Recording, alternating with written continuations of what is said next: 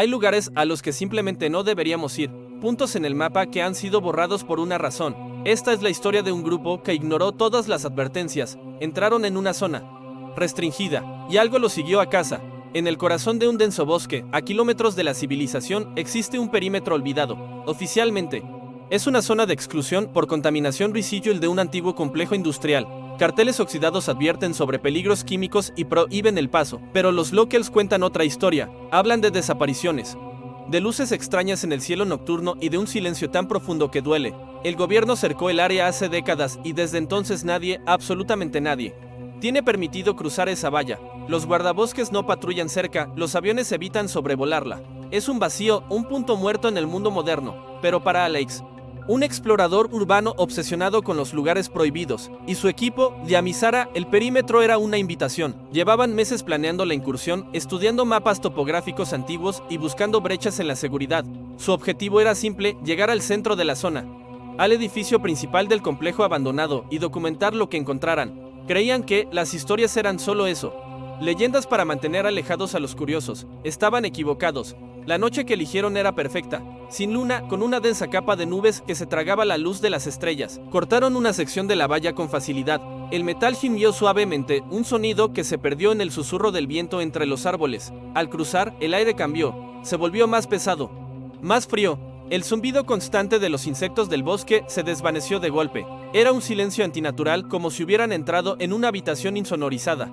Liam, el técnico del grupo, encendió su medidor de radiación. 0. Encendió el detector de compuestos volátiles. 0. No había contaminación. La primera mentira oficial quedaba expuesta. Esto solo aumentó su emoción. Caminaron durante casi una hora, guiándose por el GPS y la luz tenue de sus linternas. Los árboles eran extrañamente uniformes, altos y sin ramas bajas, como si algo hubiera limpiado el sotobosque. No había rastro de vida animal, ni huellas, ni excrementos, ni el más mínimo movimiento entre las sombras. Fue Sara quien lo notó primero. Se detuvo en seco y apagó su linterna. Alex y Liam la imitaron. El silencio era total. Sara levantó un dedo, señalando hacia adelante. A unos 50 metros, entre dos troncos, había una figura. Parecía una especie de espantapájaros, hecho de ramas y jirones de tela.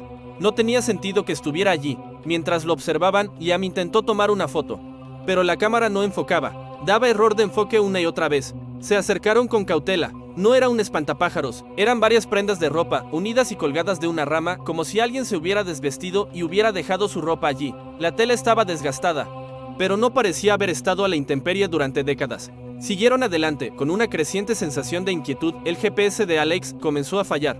La señal saltaba, ubicándolos a kilómetros de distancia para luego volver a su posición real. Los walkie-talkies, que habían probado exhaustivamente antes de entrar, solo emitían estática. Estaban solos y sin comunicación. La sensación de ser observados se hizo casi física. Una presión en la nuca, un cosquilleo en la piel. Cada vez que se giraban, solo veían árboles y oscuridad, pero sabían que no estaban solos. Finalmente, llegaron a un claro. En el centro se alzaba el esqueleto de hormigón del complejo industrial. Un edificio brutalista, oscuro y amenazador. Las ventanas eran cuencas vacías que parecían mirarlos. La puerta principal estaba abierta, una invitación silenciosa a la oscuridad interior. Decidieron no entrar. El objetivo era llegar, documentar desde fuera y marcharse.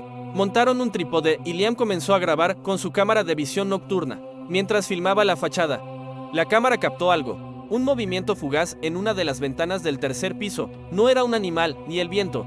Parecía una silueta alta y delgada, que se asomó por un instante y luego retrocedió. Liam rebobinó la grabación. Ahí estaba, apenas un par de fotogramas. Una forma oscura y alargada. Les mostró la pantalla a Alex y Sara. El miedo dejó de ser una sensación para convertirse en algo real y tangible. Era hora de irse. Recogieron su equipo a toda prisa, sin decir una palabra. El silencio había sido reemplazado por un zumbido bajo y constante que parecía venir de todas partes y de ninguna. Emprendieron el camino de vuelta, moviéndose mucho más rápido que a la ida. La sensación de ser observados ahora era una certeza de ser perseguidos. Entonces escucharon el primer sonido. Una rama se quebró a su derecha, demasiado cerca para ser un animal asustado. Se detuvieron, apuntando sus linternas hacia el origen del ruido. No había nada, solo la quietud del bosque. Continuaron, casi corriendo, y entonces otro sonido, un chasquido a su izquierda. Luego, detrás de ellos, algo se movía a su alrededor, manteniéndose siempre en el borde de la oscuridad, fuera del alcance de sus luces. No eran pasos humanos, sonaba como algo pesado arrastrándose, deteniéndose cada vez que ellos se detenían. El pánico se apoderó de ellos. Alex, que iba en cabeza, tropezó y cayó. Su linterna rodó por el suelo, iluminando brevemente una figura agazapada entre los árboles antes de apagarse. Solo la vio durante una fracción de segundo. No era humana, era larga, con extremidades que se doblaban en ángulos incorrectos. No tuvo tiempo de procesarlo. Liam lo levantó y echaron a correr. Sin mirar atrás, los sonidos se intensificaron. Ya no eran sigilosos, ahora eran deliberados. El arrastre se convirtió en pasos pesados y desiguales que los seguían a un ritmo constante. No se cansaba, no importaba lo rápido que corrieran, la distancia entre ellos y sus perseguidores parecía ser siempre la misma. Podían oír su respiración, un jadeo húmedo y profundo que resonaba entre los árboles. Sarah gritó cuando algo rozó su mochila. No se atrevió a mirar. Finalmente, vieron el destello de la valla a través de los árboles, la brecha por la que habían entrado. Corrieron con sus últimas fuerzas. El sonido de los pasos pesados justo detrás de ellos. Alex fue el primero en pasar, luego Liam ayudó a Sarah a cruzar. Cuando Liam pasó, se giró y apuntó la cámara hacia la oscuridad del bosque. No se veía nada, pero el sonido de la respiración profunda estaba justo al otro lado de la valla. Se detuvo allí, no cruzó el perímetro. Llegaron al coche, arrancaron y se alejaron a toda velocidad. Sin mirar atrás, no hablaron durante todo el trayecto. El terror era demasiado grande para las palabras. Al llegar a casa, revisaron el equipo. La mayoría de las grabaciones estaban corruptas, llenas de estática visual y de audio, pero el último clip de Liam, el que grabó en la valla, funcionaba. Lo reprodujeron. Se veía la oscuridad del bosque. No se oían los pasos, ni la respiración, solo el silencio. Pero justo antes de que la grabación terminara, la cámara se movió hacia abajo, hacia el suelo, a los pies de Liam, en el lado seguro de la valla.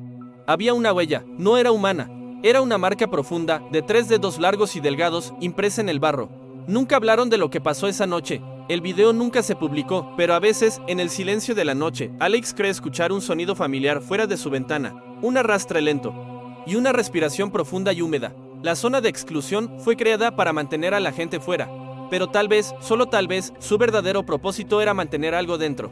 Y ahora, no están tan seguros de haber vuelto solos. Gracias por acompañarme en esta historia. Si te gustan las exploraciones y los misterios sin resolver, no olvides seguir el canal. Nos vemos en la próxima expedición.